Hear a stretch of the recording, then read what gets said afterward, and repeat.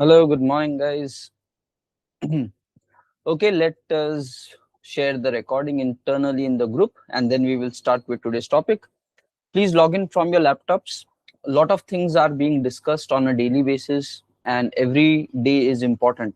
Okay, so please make sure you are practicing the topics, making some notes at your side, and there will be so many things, right? So you have to come up with a plan where how quickly you can revise all these things. Then going before the interview, you need to have that document on resume, how to add project in resume. There we said prepare a document with bullet points about each of the category, right? So you need to definitely prepare that and keep revisiting it time and time again. Okay, and all the important maybe technical tips. So prepare your own documentations and notes for things which will help you to quickly capture the topic. Okay, it will be 100 hours and so many things to do practically. Many things might be new as well, but you need to really come up with your ways of recapping the entire topic. Okay, so think smartly and do something. Chalo, I have the link, sharing it in the WhatsApp group. Okay, YouTube link.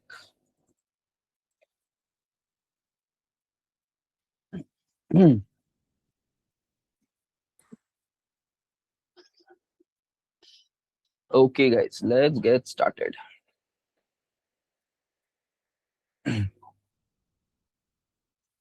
Okay, everybody, nice to see you.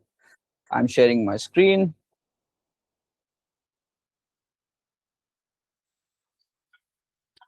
Chalo team, please quickly confirm if the voice is clear, if everything is good. Okay, we will get started. Chalo, thanks. Thanks, Sandana, Rutesh, Sanjay. Okay, Karthik. Let's get started. So, guys, as part of today, we will be continuing our discussion of security aspect of things. Okay, and we will start the session with Spring Security. So we will understand the concept and lot of things practically. The full alertness is required. Okay, everybody, chalo, let's get started. I'm opening up a drawing board. Let's see what we have done and where we want to go. So yesterday we finalized that whenever any request comes to our system, first of all, whenever a request comes to our system, first of all, validation service. Guys, we are getting started with the topic. Please put attention. So there is going to be external merchant system. Whenever the request comes, the first service which will catch the request is validation service, right? So validation service will catch the request. Before processing the request, validation service has to do security check.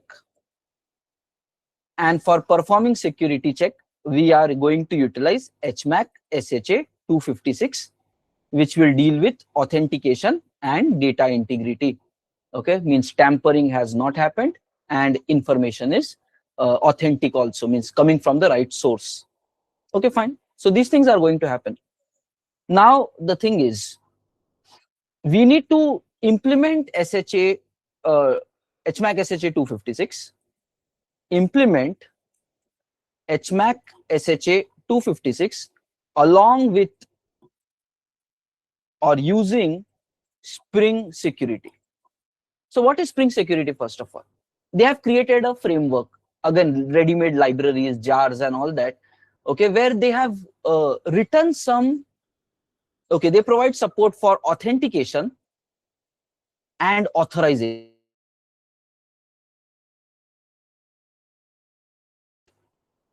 Okay. Okay. Next, some logic of security is built in. Nothing but if you want to use JWT, it's very easy to use. If you want to use basic authentication, they have already done this. If you want to use OAuth, these things are already, lot of code they have already done inside already. So you don't have to write things from scratch also. Okay. So they have done all this and then following some best practices. And every project needs security. So what they have done is they have done all of these things and made it available in the Spring Security framework itself. Something ready-made, okay, which projects can take the benefit of. Okay, so that is the reason we want to go ahead with Spring Security, because it is a good framework, strong framework given by Spring to deal with security. Okay, and they have support for this much. Even though, let's say right now we are not utilizing authorization much, we are just saying merchant is allowed to access all our APIs.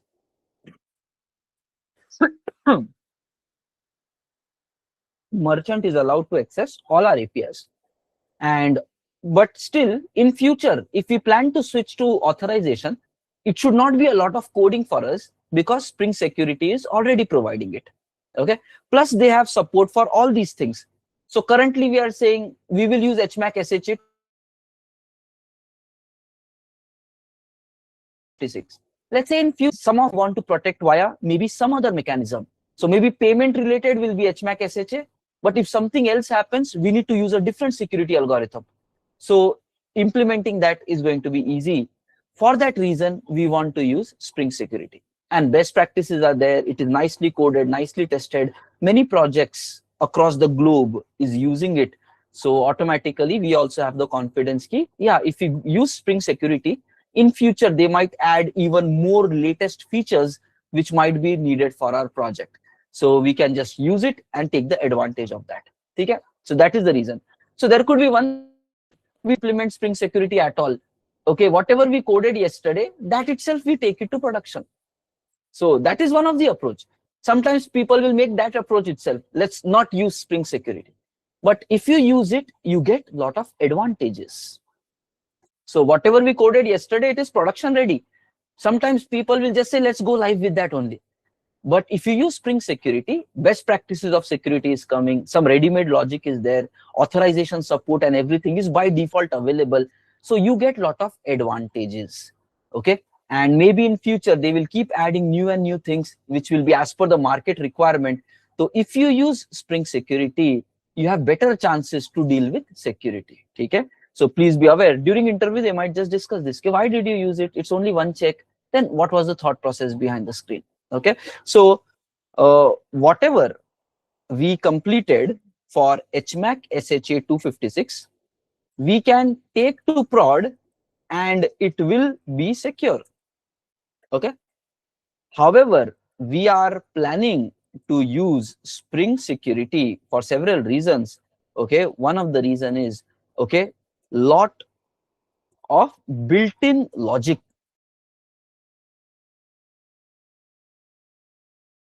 Built-in logic which we can take advantage. It provides supportization. Okay. Next, best practices of security is applied. Future enhancements will be there as per the need of the market. Okay, just easy to configure along with our Spring Boot application. So for this reason, we want to go ahead with Spring Security. Okay, guys, are we clear with this? So there is a need, we are accordingly choosing Spring Security. Guys, clear? Sometimes they might say, let's not use it. Let's go directly without that. It will take care, but having this is always an advantage. Okay. How Spring Security works? The mechanism, the core mechanism of security is, okay, hold on. Why this is different and this is different? Okay. I will open this here itself. Okay.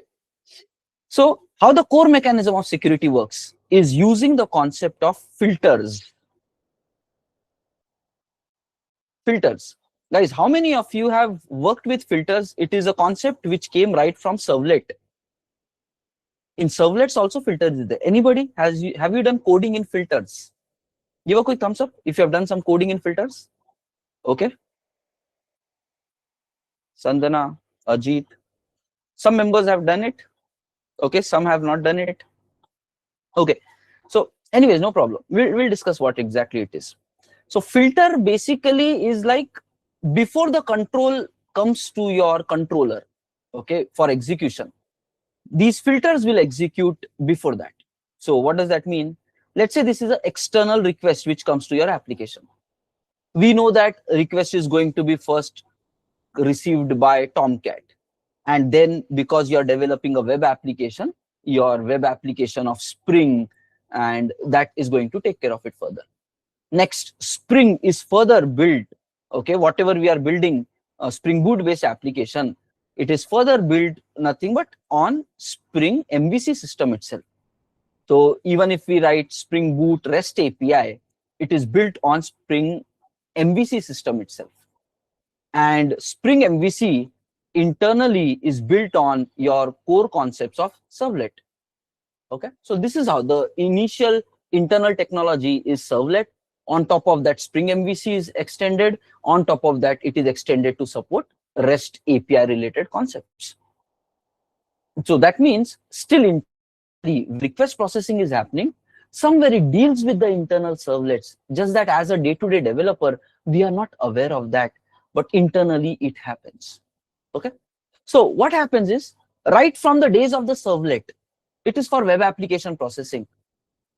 The approach is very simple. Whenever the request comes to the system, initially some filters will be there which will execute for every incoming request. That's the concept of filter. Okay. For all incoming request, execute a list of filters. Okay. So let's say there is this filter 1, and then there is a filter 2, filter 3. There can be n number of filters. So request is going to pass from these filters, and we call it as a filter chain. Okay.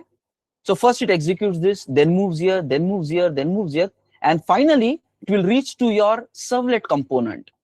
This is how in traditional web application itself it happens. And right now also internally that concept is happening. Okay. So then it will reach to your servlet. And generally for web application, the servlet is the dispatcher servlet. Okay. So currently when we are using Spring Boot, then also the flow remains the same. Okay, request is coming, it will pass through some set of filters, it will reach to some dispatcher servlet, and then it is going to further identify and then call our controller. Okay, then it will call our controller.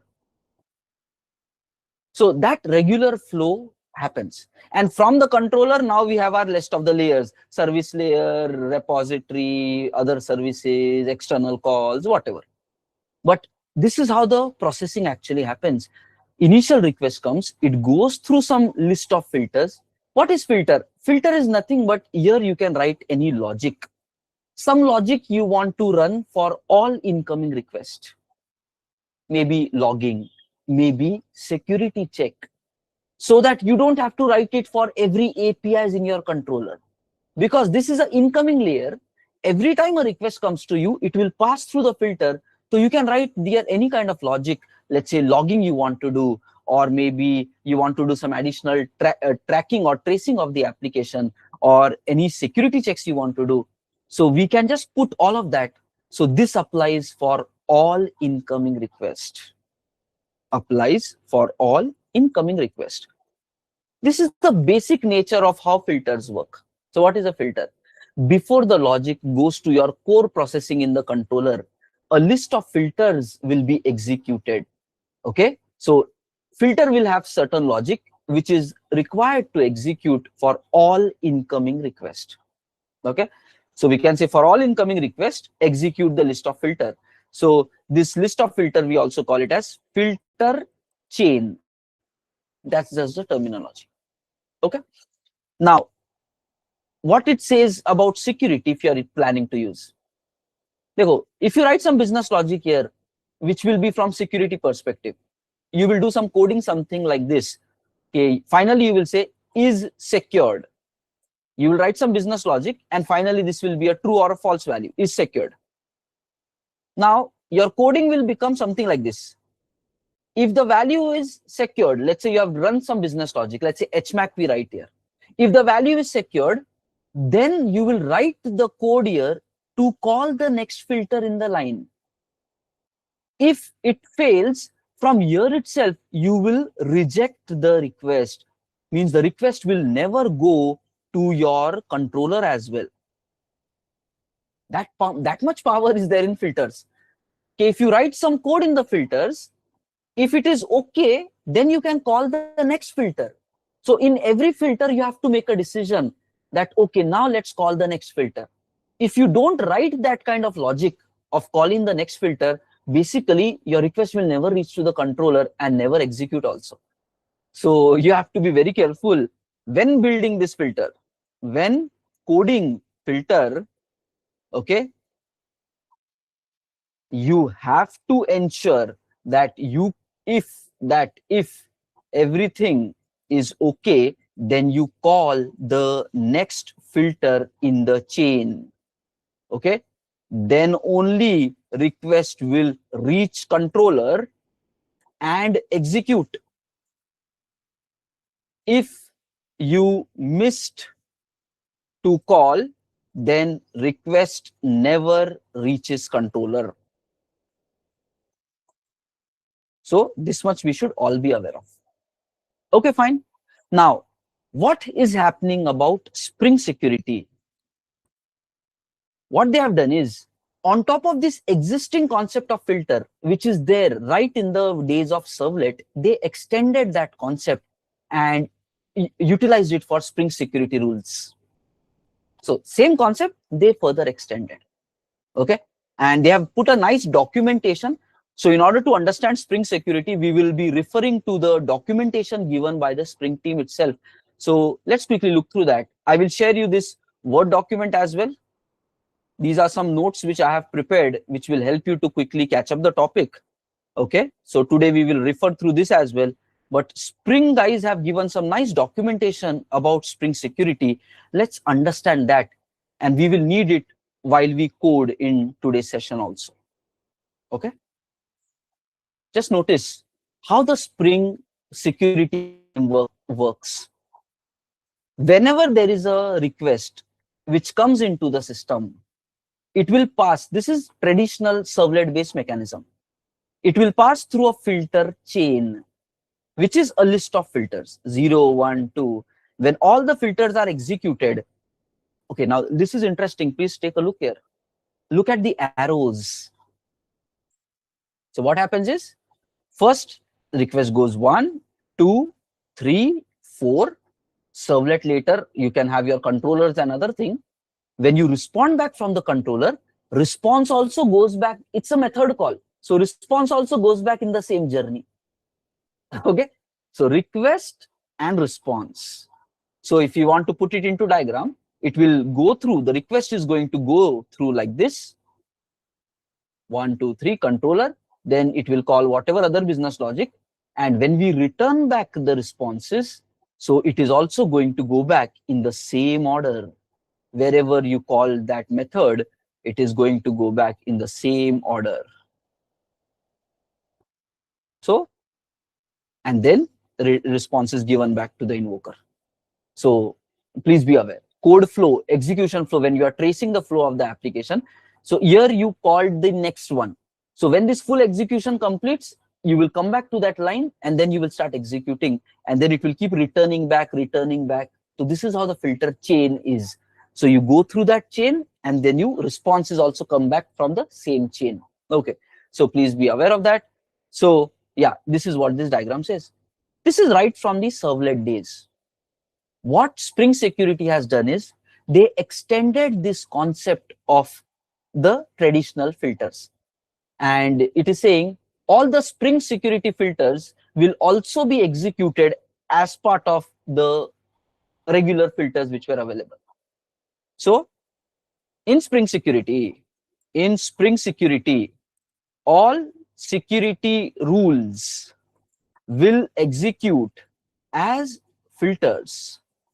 Okay, Spring Security extended the regular filter flow to support Spring security mechanism. Regular filter flow of traditional servlet application to support Spring security mechanism. Okay, what is that? What have they changed here? Okay, just look at this. The next diagram will explain you those things. And just look here. We said, right? In every filter, you should call the next filter. In every filter, you need to write the logic to call the next filter. What does that logic look like? It will be something like this. Chain dot do filter. This will invoke the further flow. And this is what it is. So initially, this filter code will come. You will run some logic here. Then you will call the next one. When the response comes back, okay, it comes to this. So then you can write some code. So this is how the filter will keep happening.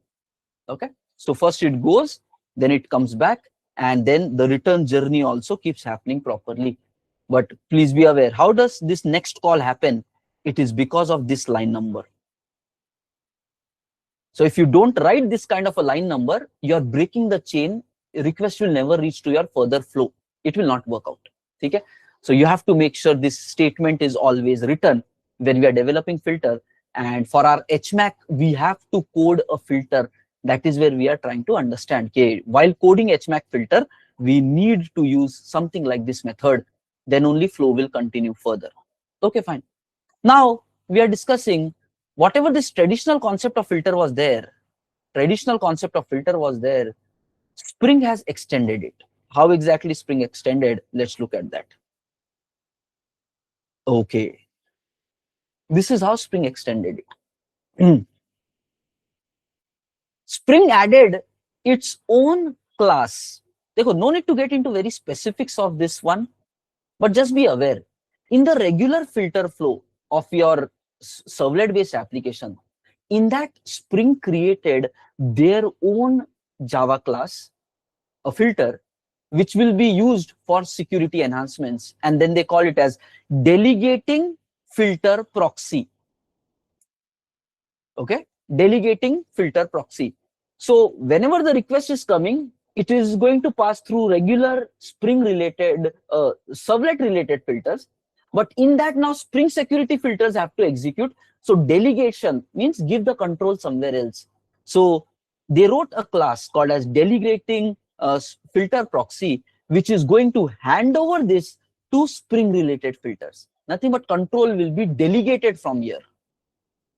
Okay. And somewhere, I would say you later on just read through this documentation. Okay, at least once, go through it high level just to understand what exactly this is.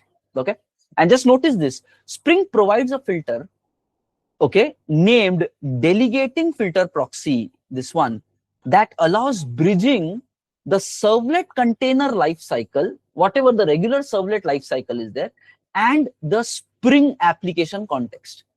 Nothing but Spring is going to run through its container, and all the Spring beans and other things will be available.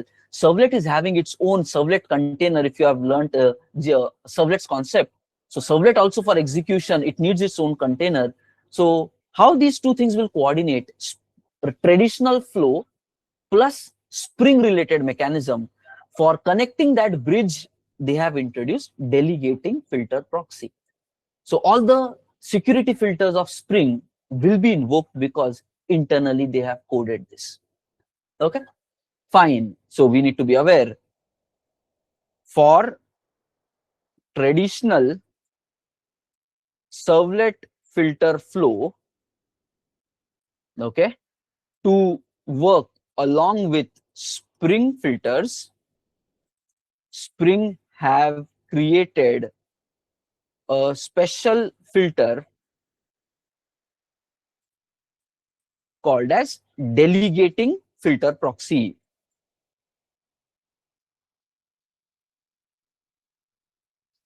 Okay, so some kind of delegation will happen. They have written some code for that, and then they go further.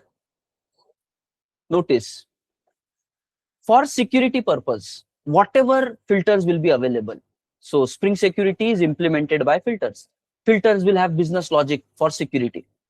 whatever those filters will be there, it is going to be available as part of this security filter chain.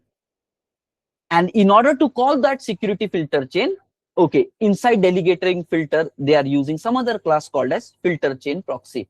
So no need to get into too much details about this, but just be aware, Spring has created some bunch of classes that whenever regular filter flow is happening, Spring can take that control and give it to the Spring security filters.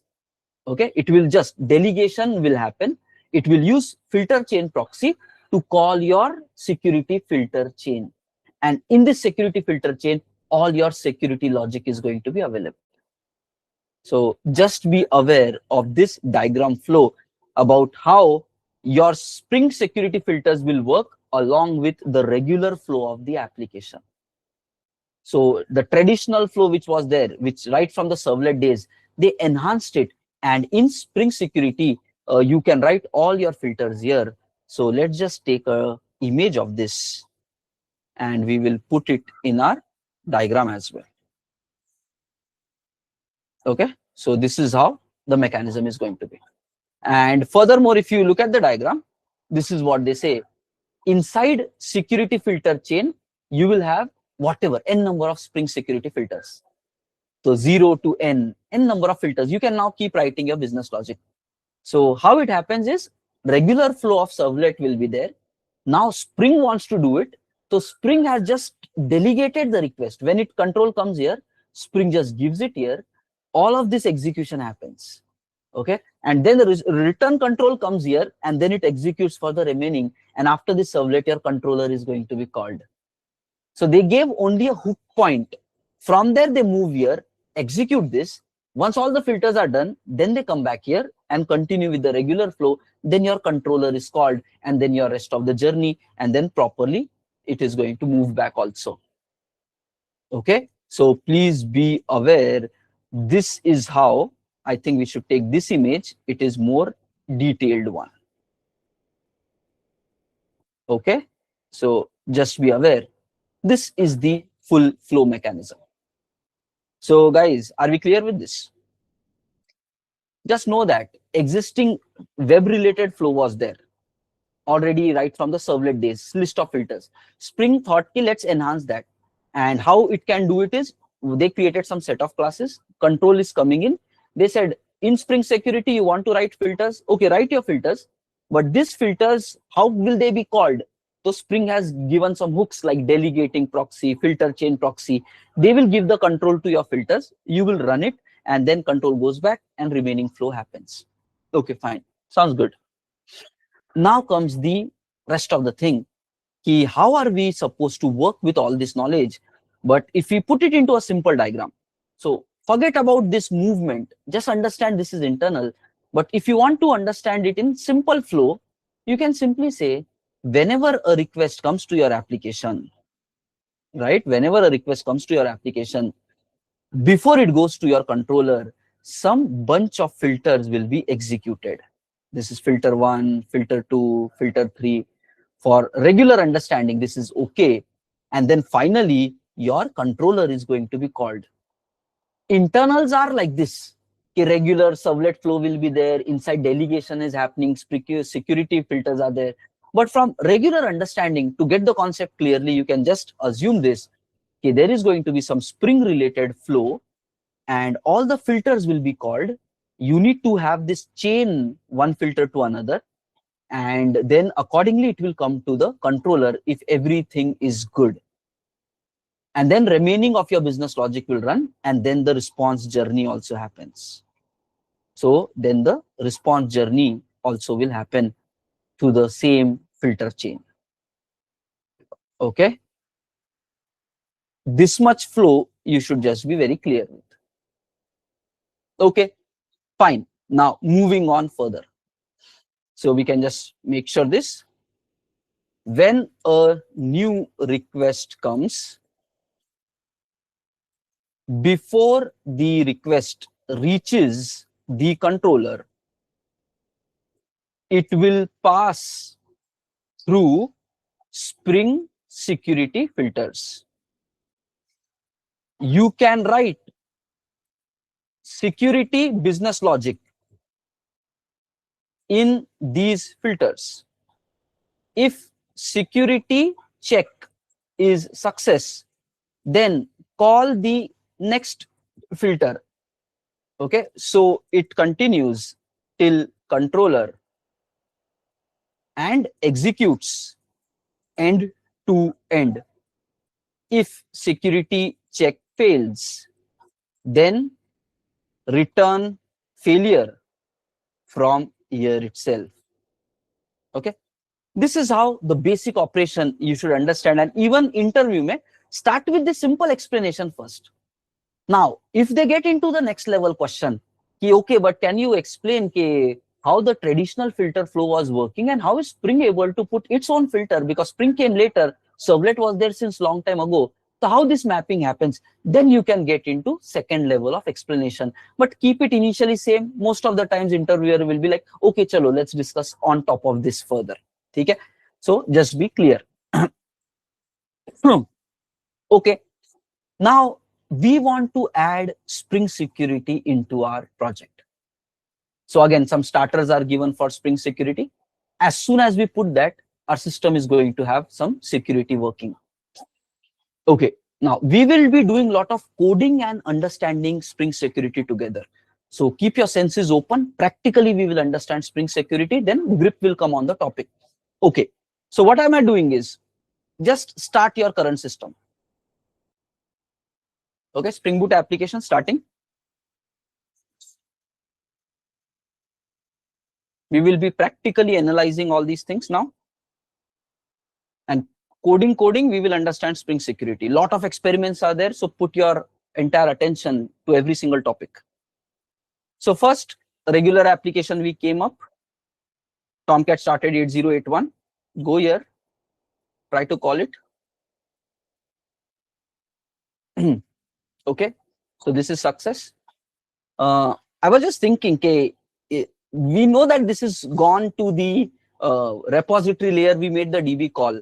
But just for testing to get better confidence, if we can just simply do this, let's say, don't make the DB call, not here, wherever we are calling this, we call it from our validate method. Rather than calling this, we can simply say, this is temporary to do.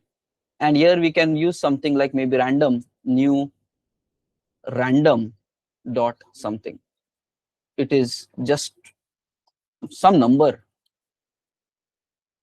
Okay, so that at least we can see some success responses and avoid the DB call. So to do for testing Spring, remember later you should remember to uncomment this. Okay, testing Spring Security, we commented temporary should not go to prod. Okay, should not merge to integration also, or not in the should not be committed. We committed to feature branch as well. Okay, it's only for practice purpose. It is temporary code, but anyways, some random thing we can just do, or auto incrementing, whatever, maybe random, let's take it 1 to 100, any number. So we will start seeing some success responses, and let's just do that. So here we go, and when you call it, okay, so at least here we can get, okay, fine, this is success happening. Okay, so we will be testing now one by one. For testing purpose, currently just note, in payment controller, we have written only one API, create payment. Okay, let's create one more API, get payment, so that we can have better demonstration. We are not going to write any business logic in that, but just a get payment API. Okay, so we will just be doing that. So let's say @get map, or let's just say public string get payment, just a dummy method. We don't want any business logic here. Return like this. Okay, put a logger, and let's put @get mapping, and no need of further thing. Okay, One more API we just wrote for testing purpose. So this is get payment. This one is create payment. Let's call it. Okay, so we go here in Postman. So success is anyways working. We will be creating a new request, add request. And this is going to be a get request. Already REST API standards, we know that. It is the same endpoint, just with a get. Okay, so get is working. So we created two. Why? Just so that we can experiment with Spring Security. Okay. Now, while working with Spring Security /v1/payments, step number 1, we need to add Spring Security dependency in pom.xml. So Spring is already like auto configuration and everything, we are already aware. Depending upon the jar in the class path, some beans will be created and functionality Spring tries to do also. Okay. So now we will be adding the Spring Security support to our project, a simple POM configuration.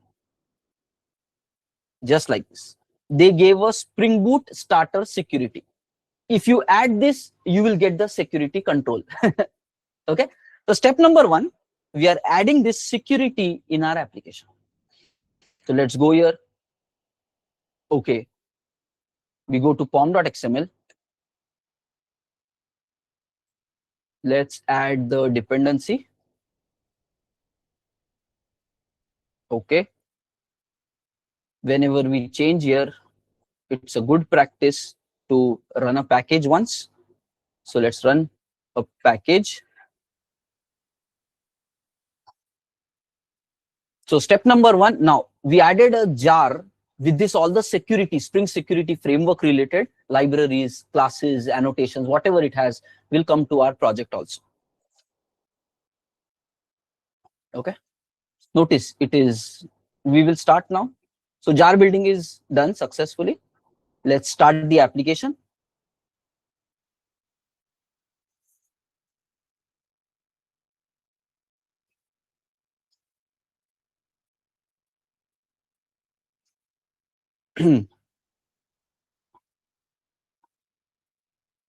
Okay, let's start the application. Now, notice here, yeah, application is up and running. Everything is saved, no compilation problem. Your last statement is 8081, red mark is there. But just notice here, as soon as we added Spring Security, some additional, these few things are there. Using generated security password, and this password is for development use only. Your production, you have to have something else, okay, before running, update these values before running into production, blah, blah, blah. Nothing. Earlier, these were not there. What happened? That means as soon as we added this jar dependency, POM dependency, some jars came, Spring Bean auto configuration took some effect. It created some internal things and even generating a password and some kind of messages also. So observation is something is functional just by adding the dependency here. Okay. Now, what is that functional? Let's quick look here. If you go to our API now, okay, and you try to call it, gone, unauthorized. Just by adding the jar, Spring has stopped the request to go to our controller, unauthorized. Somewhere Spring Security is already in effect. You go to this get call and try to call this. This is also stopped. Nothing but this is the default behavior of Spring Security. As soon as you add Spring Security support to your project, it will stop all the incoming requests by default. Okay, so that's the first thing. Okay, as soon as you add Spring Security support to app, then all incoming requests will be default stopped. Okay, so please be aware the Spring Security is there. Okay, every request it wants to now control. Okay, is it allowed, is it not allowed? And now it expects developer to work with the security to decide which request to pass to controller, which request to not pass to controller. That is where it has stopped everything.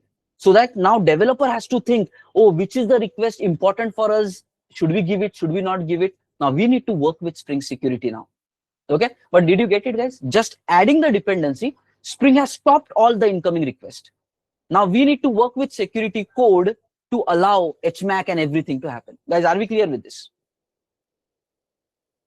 So Spring Beans were created, auto configurations happened, and Spring stopped everything. Okay. Priyanshu is clear. What about the rest, guys? Are we clear? Just by adding jar, it stopped everything. Means you should already think Spring Bean were created, auto configuration happened, some logs were came, some password was generated, and it has stopped also. Just that's the power of auto configuration. We get the so much incremental support. Okay, chalo, thanks for confirming. Now let's go further. What exactly is happening? So we will go to this logs. And let's go here and try to call the post request again. Okay, nothing is printed in the logs. Calling it again.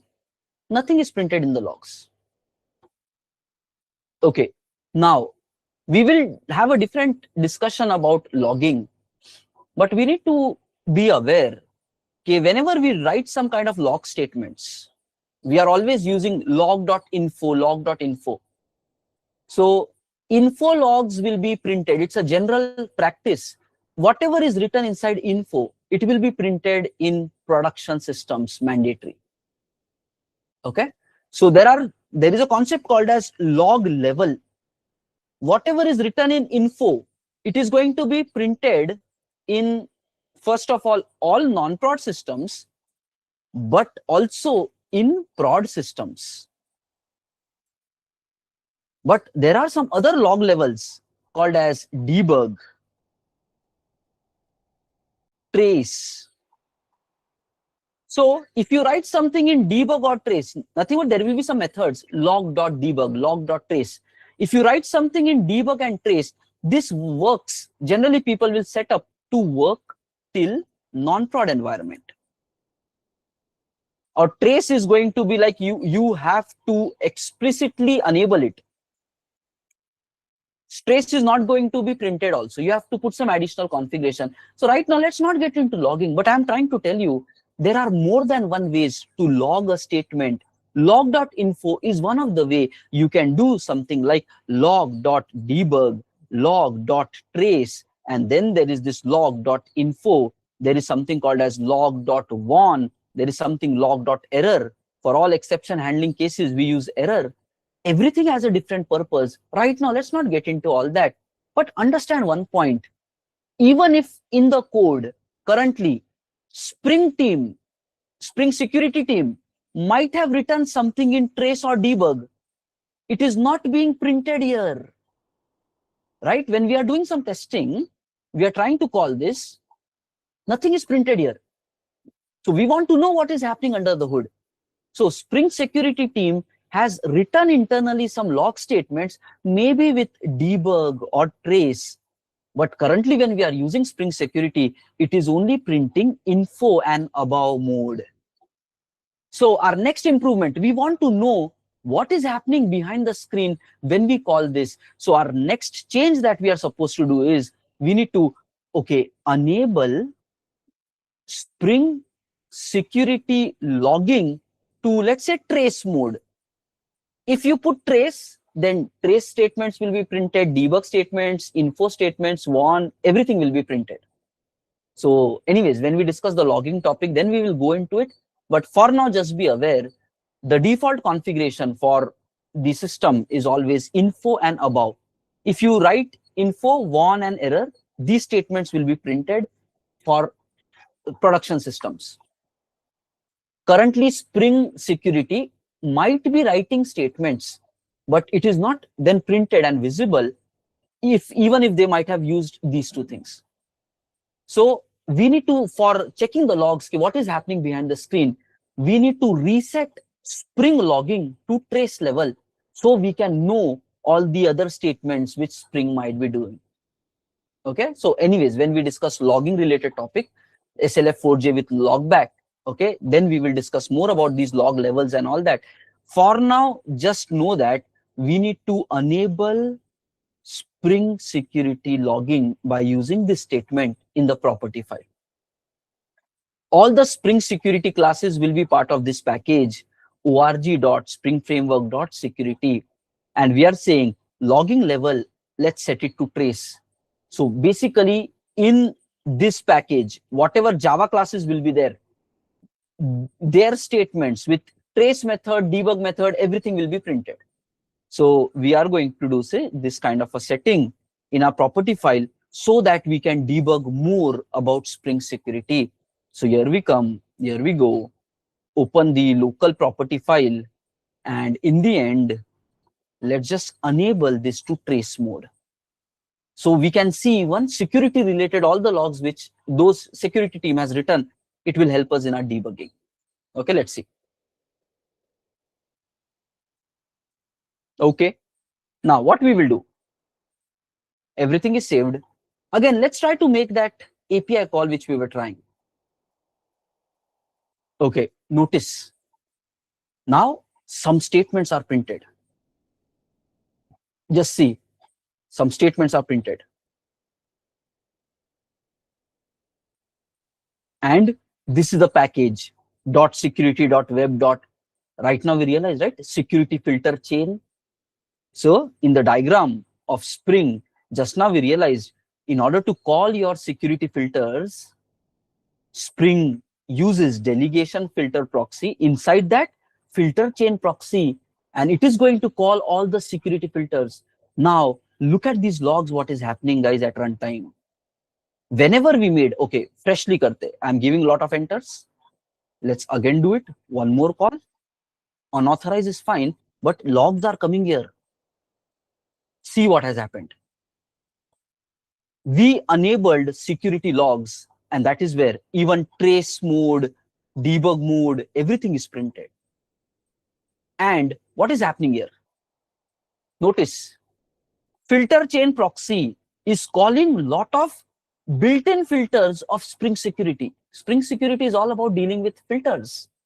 So invoking, notice these many number of filters, total 16 filters came here for this request. Invoking disable encode URL filter. Nothing but as per the diagram, this right-hand side, default 16 filters got executed. Notice here how it actually happened. So this is 1, 2, 3, 4, and one by one it has gone through. Now notice this another point. Notice this another point. When we made our postman call, your problem happened. Notice this.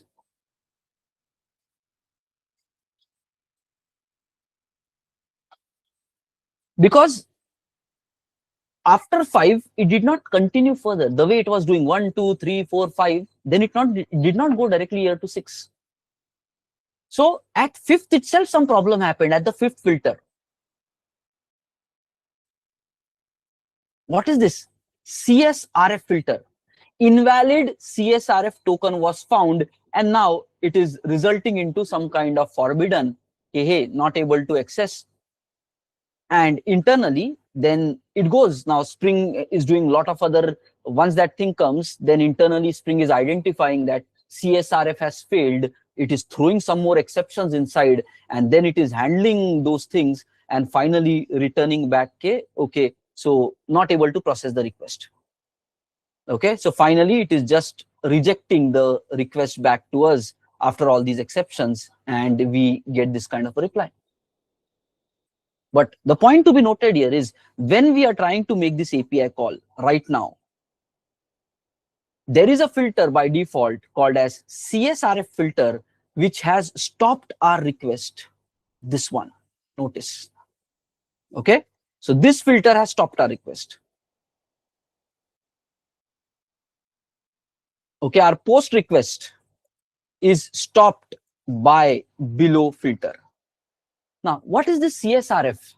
So generally, okay, for applications where browser is directly talking to your backend application, nothing but something like Spring MVC based application, or let's say you have some JSP support or Thymeleaf support. Okay, so whenever you build an application where front end and back end are coordinating together, so nothing but browser is directly accessing to your backend system. So in such case, this CSRF kind of risk is involved, some cross-site, some kind of problem. So this is an attack which can happen when browser is directly trying to reach out to the system. So by default, Spring is expecting to secure, to apply a security here. That's what we said, some built-in logic is going to come along with Spring as well. So Spring is by default trying to secure our application against CSRF attacks. So what is happening? Spring is expecting to apply the security CSRF. Okay.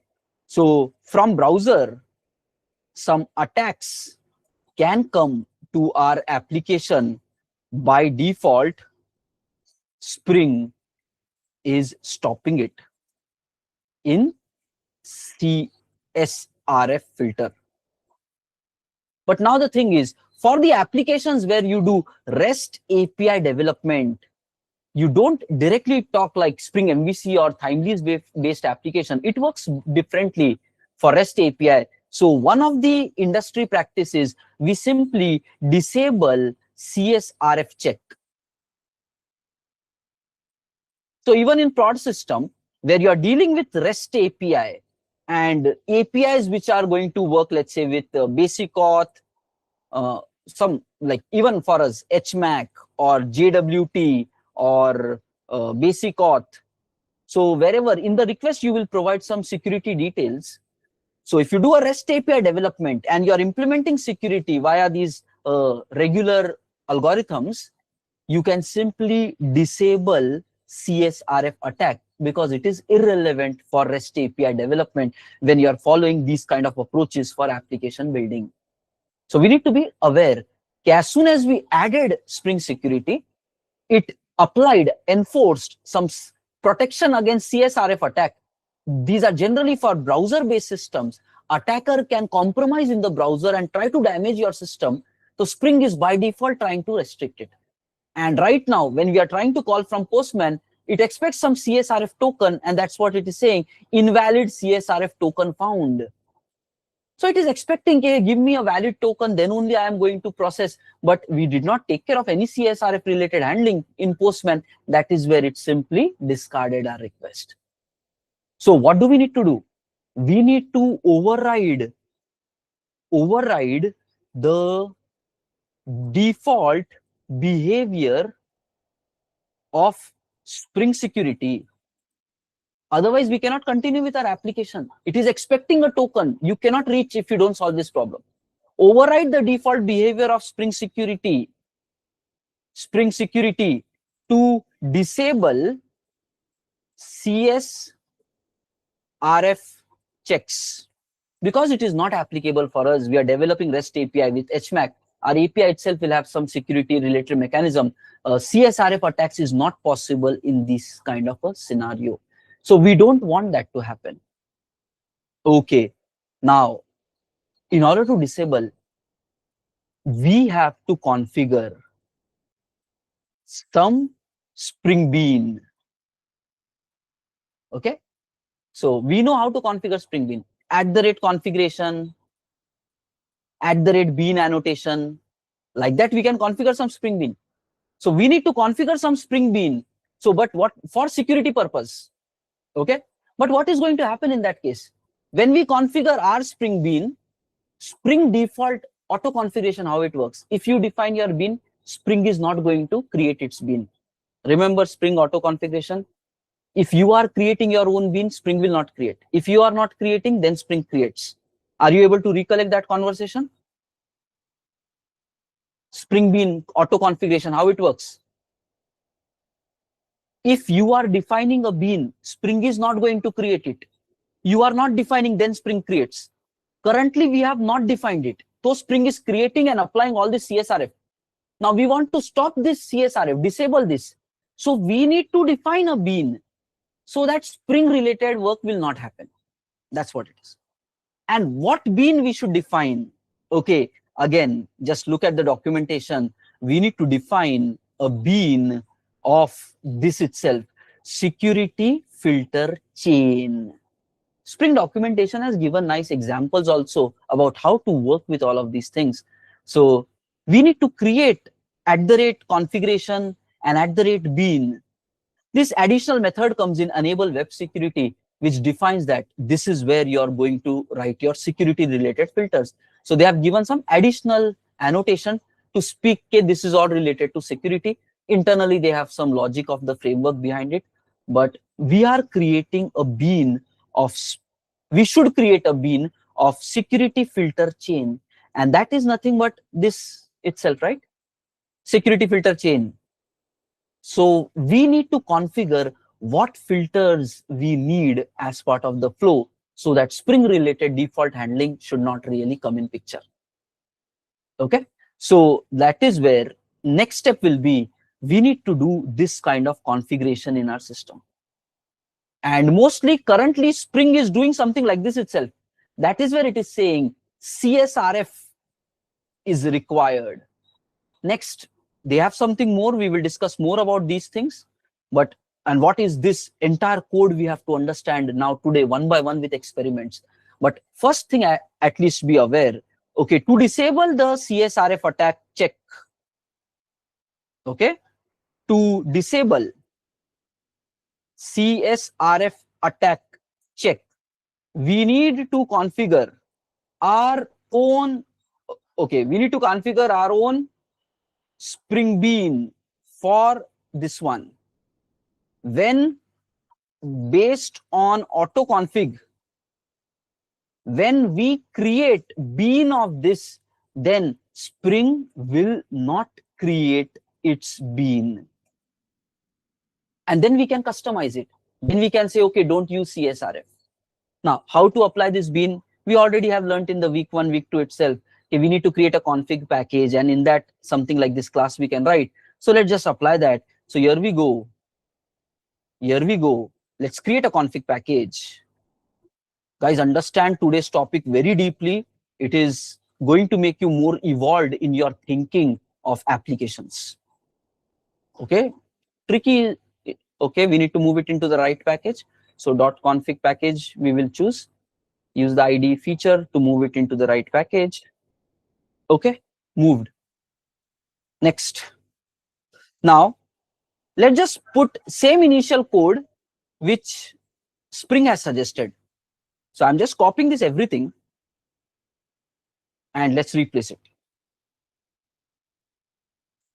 Control-Shift-O. We need to use, there is something called as customizer here. We need to use of this only, org.springframework.security.config.customizer. If you don't know what to choose, go to AI, tell that, okay, we need to use this, which is the right package. It will tell you. If you import the wrong one, you will face problems. It will not work, right? So correct package, correct class should be used. So we will use it something like this. Generally, this can be like not public, that's okay. Okay, now just see, we added our own configuration here. We added our own configuration. What is this configuration? Okay, we need to understand that. Step by step, we will understand that. But one thing, know that, okay, whatever is the return type, so that means if you call http.build, finally it is preparing something like chain and giving back. So how this chain is created?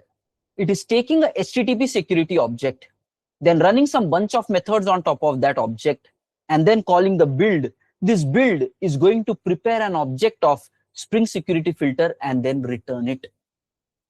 Okay. So what is the mechanism?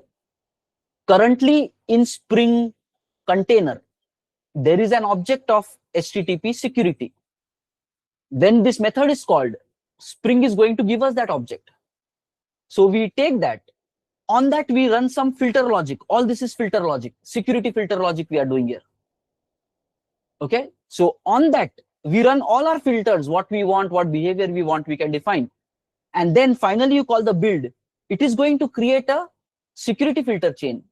And as per the architecture of the framework, whatever configuration we do, proxy is accordingly going to behave on those configurations. Okay, let's quickly test. We have not made any change into this. Whatever the documentation has done, we have only put that one itself. So now I am saving it. We have not made any change so far. It's just copy paste from the documentation.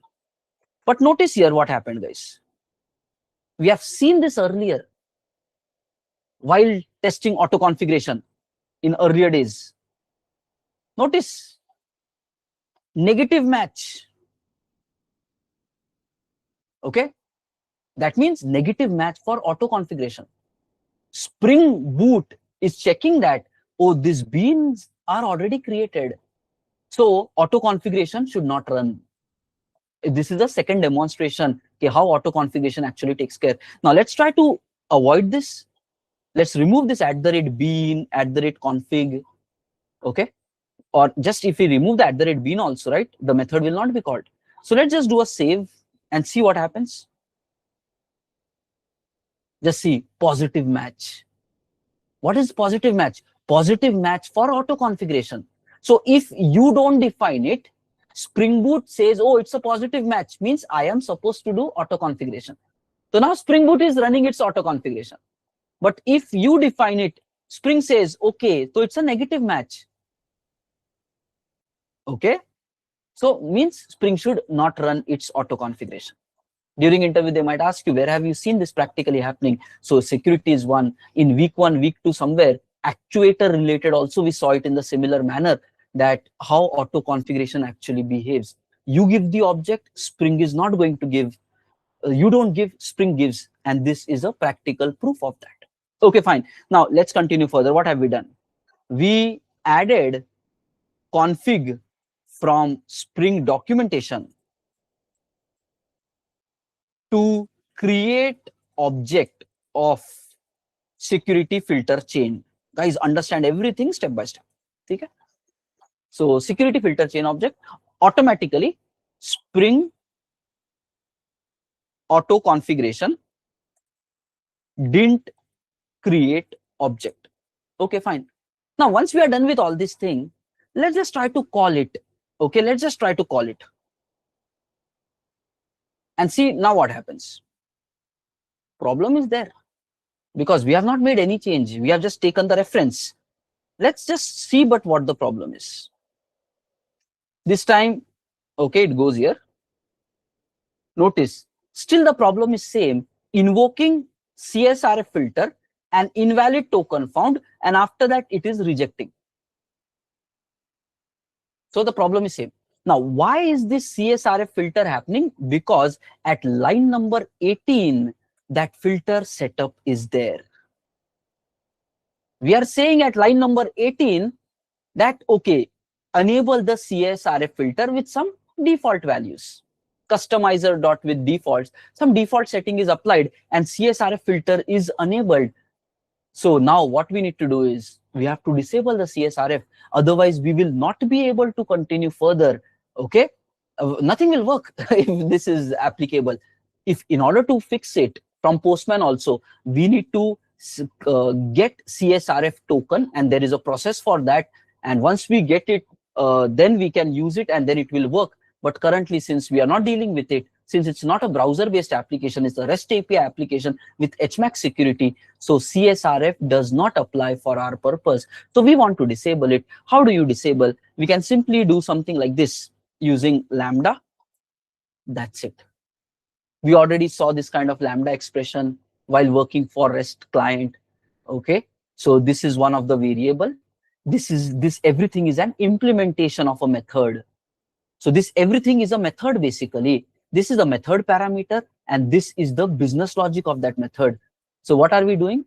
Simply CSRF, internally it is going to be called and you are just saying disable. So when you do this, this will stop the CSRF filter from being effective. So let's test it out. So I'm saving these. Okay. So we disabled, let's test it. Going back here, and trying to call it. Okay, error came, but logs we need to see, okay, did some behavior change or not? Okay, here we go. Whoa. Okay, let's give some more enters because multiple exceptions came.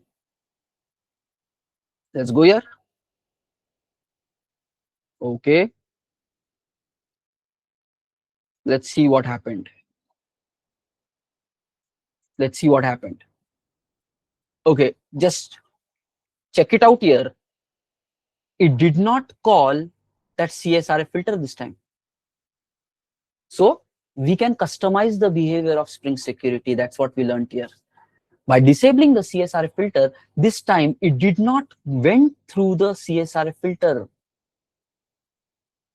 Okay, and it just tried to run for rest of the things. Okay, it is trying to run the rest of the things. Notice here, some problem happened here. Some problem happened there. Notice, okay, basic auth filter executed, but notice here some problem happened. Did not process authentication request since failed to find username and password in basic auth header. So while checking, some basic auth username password based filtration it tried to do, and then it continued till running all the filters. Okay, notice it started with filter 1, then 2, 3, 4. All this is the security filter chain, and then 5, 6, 7, 8. Notice here 9. Okay, then it went further 10, 11. It kept running. It ran all the 15 filters. These are Spring security filters built in. So even if we customized it, so Spring is still running some of these filters. We customize that CSRF should not be invoked. Okay, so but Spring is still using this kind of a filter flow. It executed 15 filters first. And then what happened? Notice, after this authorization filter, which is the last filter in the chain, it tried to check whether this request we are supposed to process or not supposed to process.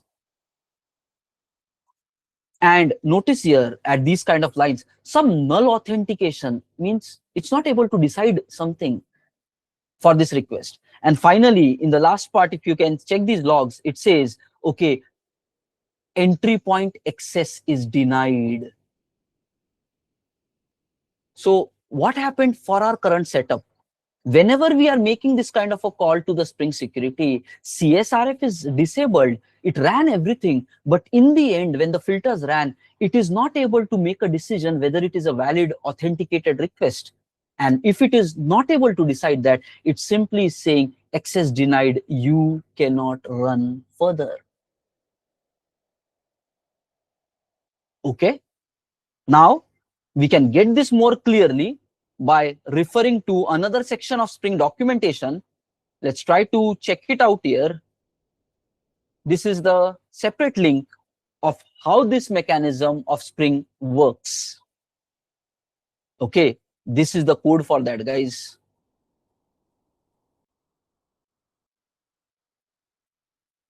Just look here. How the Spring makes a decision whether to pass the request or not pass the request. But before understanding this, we have to understand how the Spring security framework works. But what is our observation? Okay, we disabled. Let's keep taking notes and be fully focused. It is a tricky topic. A lot of people, even working guys, don't have control on Spring security. They don't get the things properly. So you need to understand it very much deeper today. Okay, we disabled CSRF by writing below statement. Okay, what is our observation? When calling from Postman, request passed through all 15 filters, then made some decision of null authentication, null object. Notice, null authentication. It was not able to find some authentication which it was looking for. And finally, it made a decision. Entry point, okay, since access is denied, so it did not give us access is denied, and then it threw an exception and then just said, okay, this request cannot be processed further. That is what has happened so far. Okay, and request never reached controller. This much amount of thing has happened. Now, in order to understand how Spring makes a decision, to allow the request or fail it,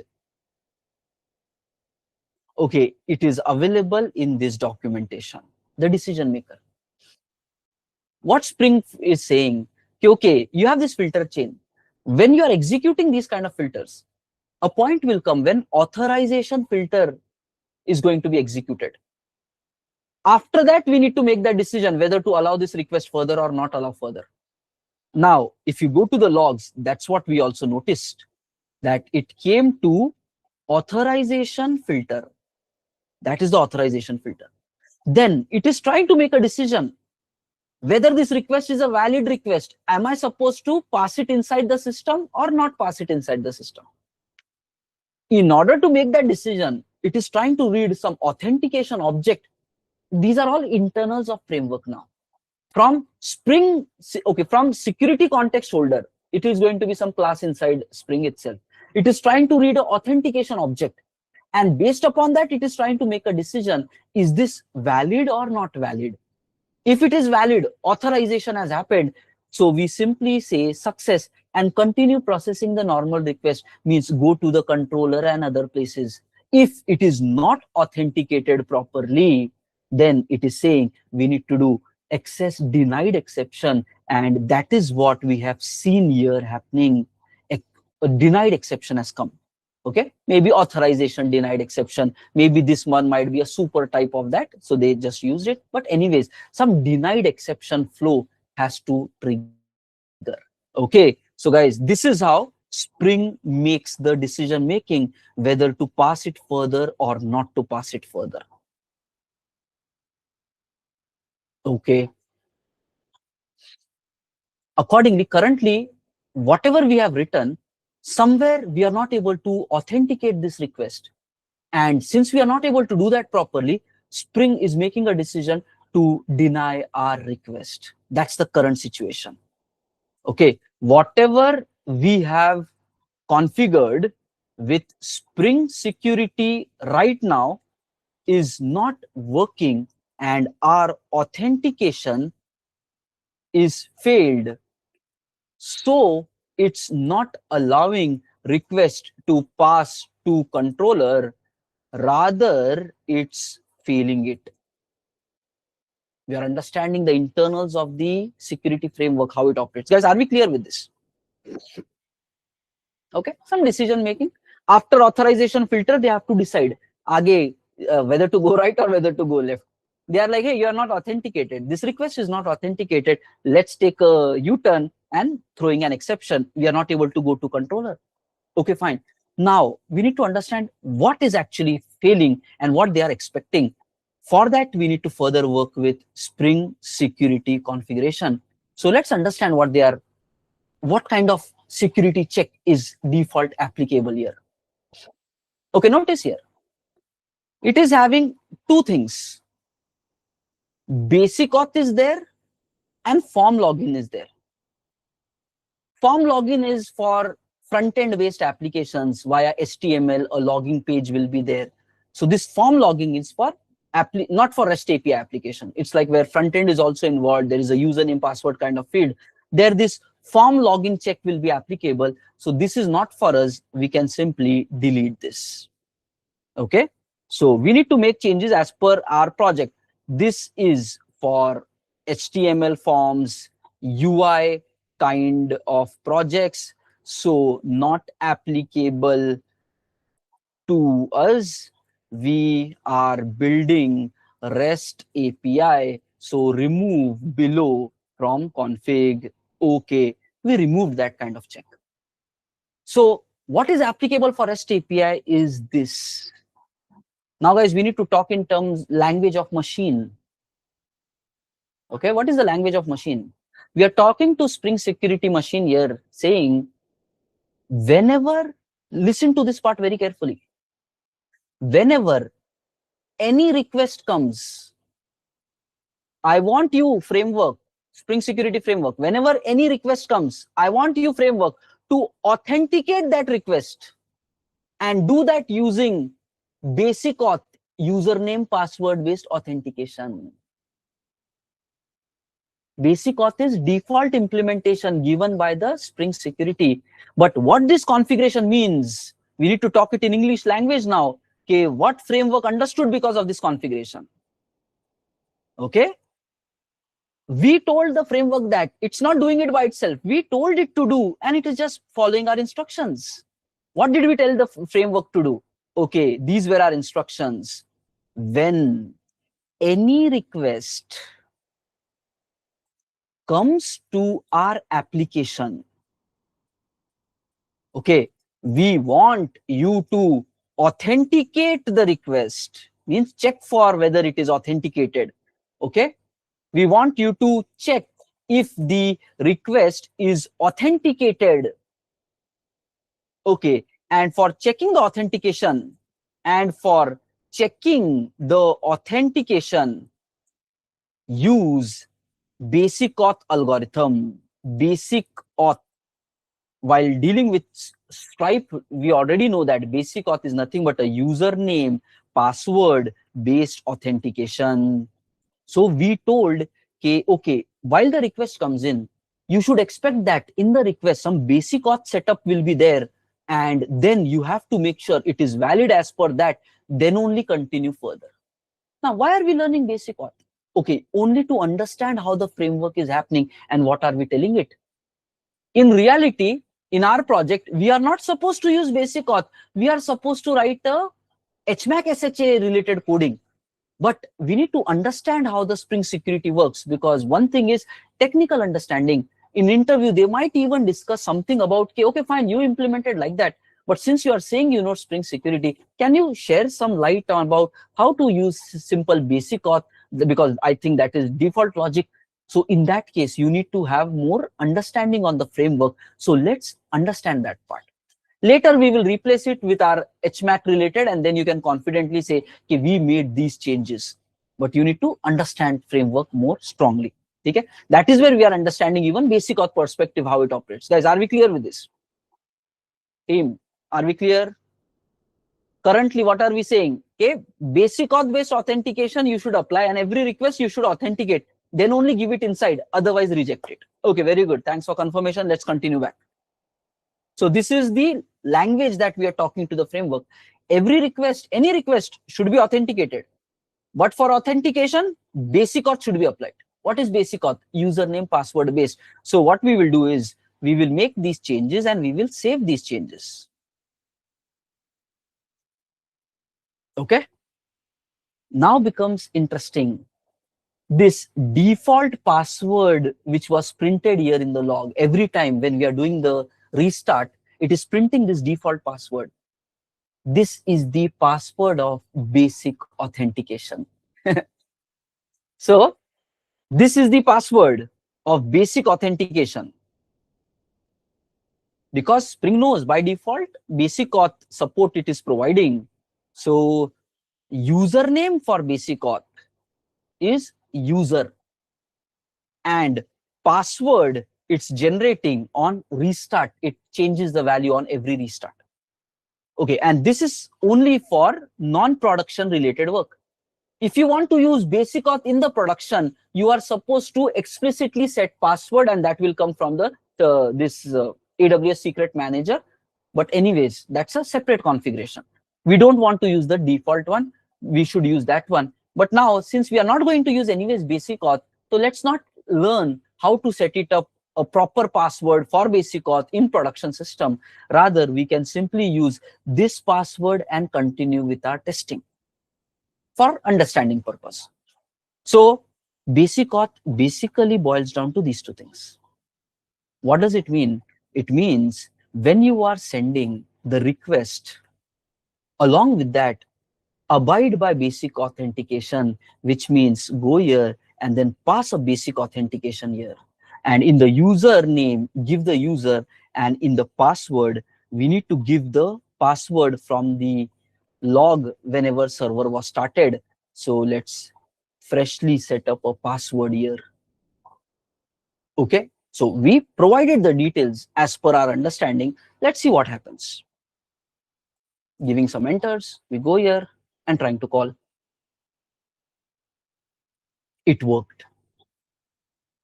We worked closely with the Spring security, and whatever instructions we are telling the Spring security, it is accordingly behaving.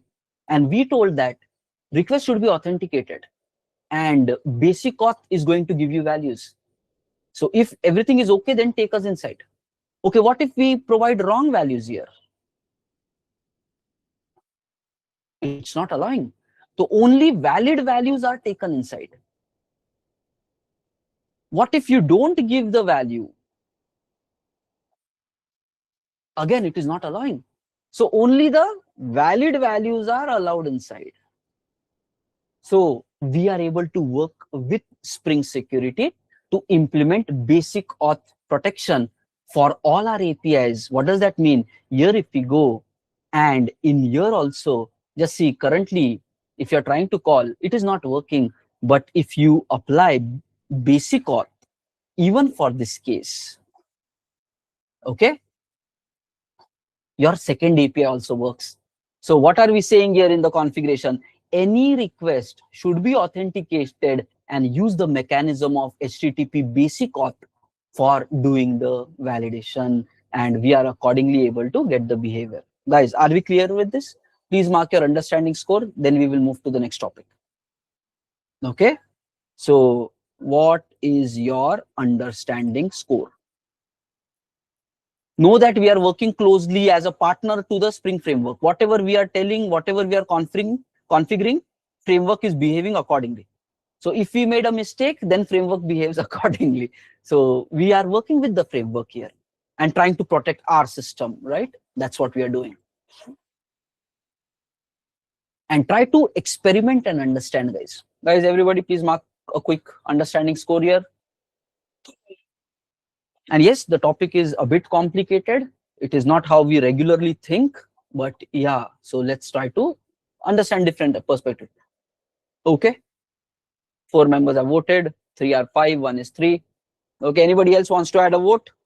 Chalo, let's continue. Guys, are you listening? Are you listening? Chalo, quickly. Okay, 4 members are saying they got 5. Okay, some 7 members have voted. Okay, very good. Now we have 7. We have people here and there. Try to fully focus and understand this configuration.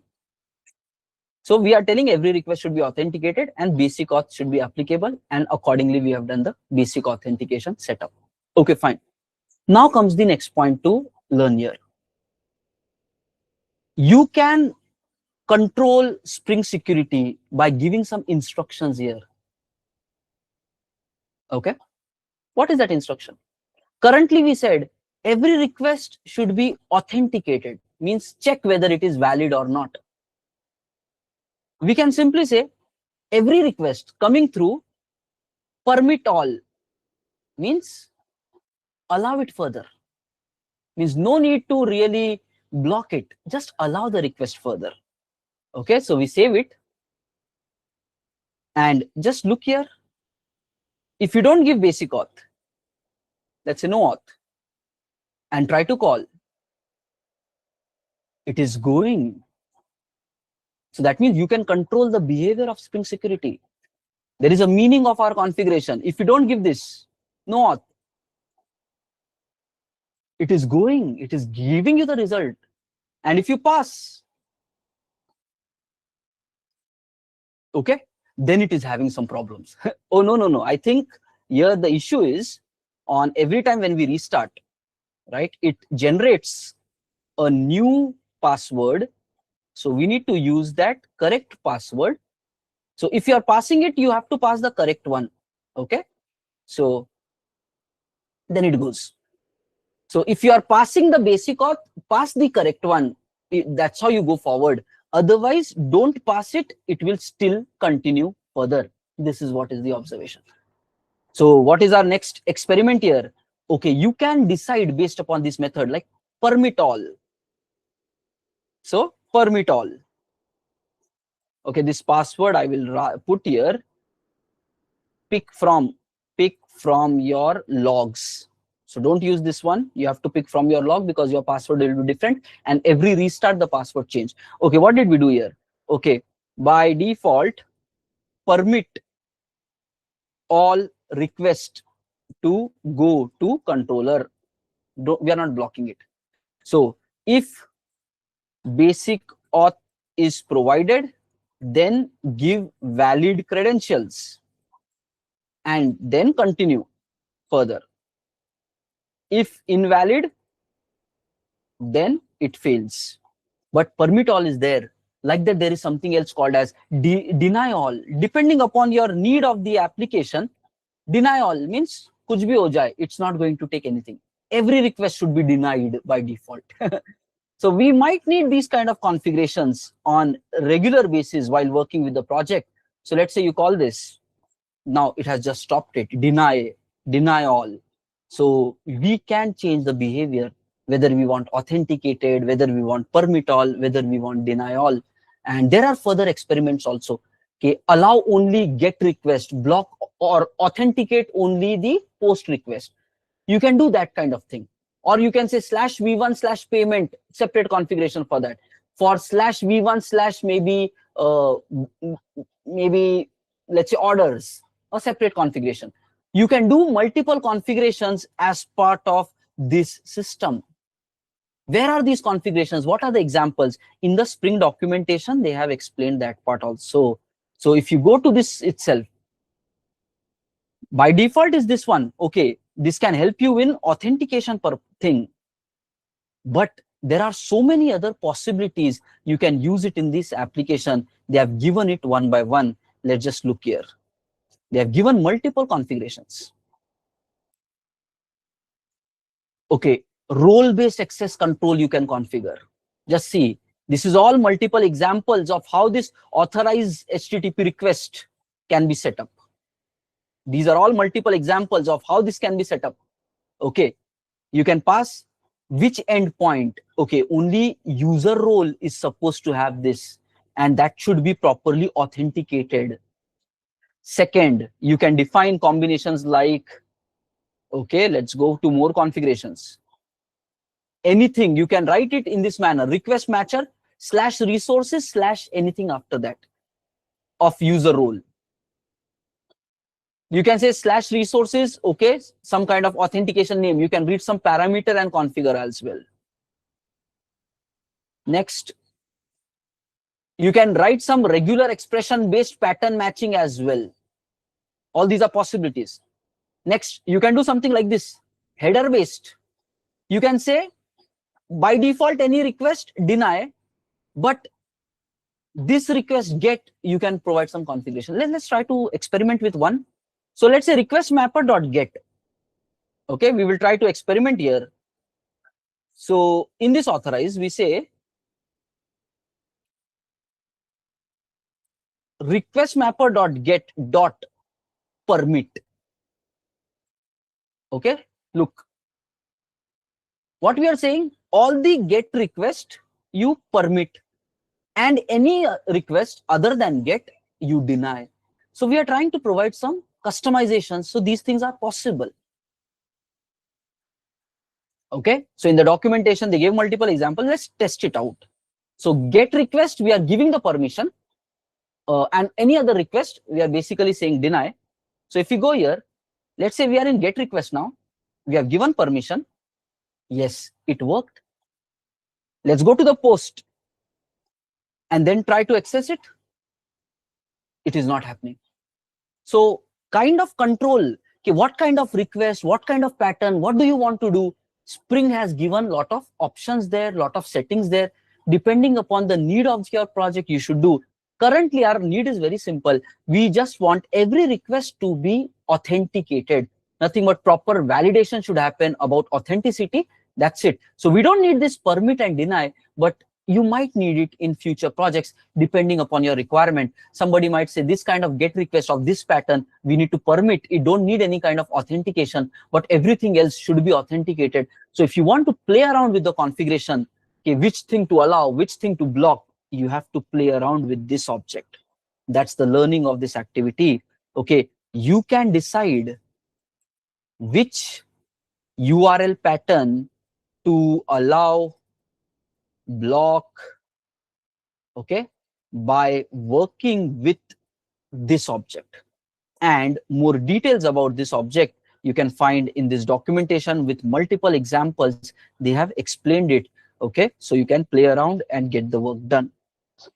Okay, fine. But currently our setup is very simple. We don't want this, and we want authenticated. Only authenticated request should go further. So, but yes, you can play around with that. Okay. So I would suggest try to do some experiment. Already permit all, deny all, authenticated, try it, everything. Save it. Okay, now it is saved. This is our password. Now we go here, we call it once more. Let's pass the basic auth. Let's pass the valid password. Let's go here. Okay, this works. Go to this one also, pass this, and then pass this. Okay, it works. So fine. Okay, guys. So is this conclusion clear? We can play around with this configuration and control it. Okay, and we are going to use authenticated in our production system. Guys, are we clear with this? Please give a quick thumbs up.